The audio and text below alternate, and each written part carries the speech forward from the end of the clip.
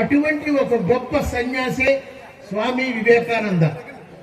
మీకు విషయం తెలుసమ్మా, మరి వివేకానంద సన్యాసి కదా, మరి సన్యాసి అయినప్పుడు సన్యాసులు ఎక్కడ పోవాలి?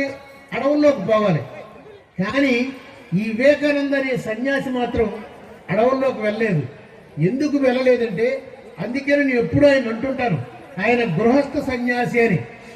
ఎందుకు గృహస్థ సన్యాసి అంటానంటే, మీ అందరికీ తెలుసు కొన్ని ఆశ్రమాలు ఉంటాయి. ఆ ఆశ్రమాలు ఏంటంటే మనిషికి 4 రకాల ఆశ్రమాలు ఉంటాయి. బ్రహ్మచర్యం మొట్టమొదట. బ్రహ్మచర్యం అంటే పెళ్ళది లేకుండా చదువు అంతా చదువుకుంటుంటాడు, వేదపారాయణం చేస్తుంటాడు, అవన్నీ నేర్చుకుంటాడు.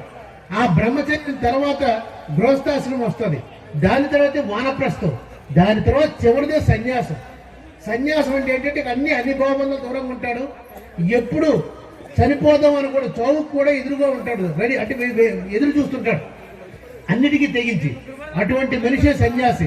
కానీ విచిత్రం ఏంటంటే వివేకానంద లాంటి వాళ్ళకి 2 ఆశ్రమాలు, బ్రహ్మచర్యం తర్వాత సన్యాసం. అయితే ఎందుకు ఆయన గృహస్థ సన్యాసి అన్నానంటే, నీకు ఆయన అడవులకు వెళ్లకుండా మన మధ్యలో ప్రజల్లోనే ఉంటూ ప్రజల్లో చైతన్యం తీసుకొచ్చాడు. దానికి కారణం ఏంటంటే, మీకు గృహస్థుడు అంటే ఏంటి? ఒక ఇంటివాడు.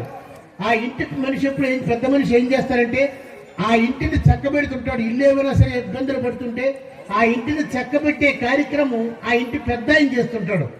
అలాగే ఈ భారతదేశం అనే ఇల్లు అప్పుడు అస్తవ్యస్తంగా ఉంది వివేకానంద టైంలో.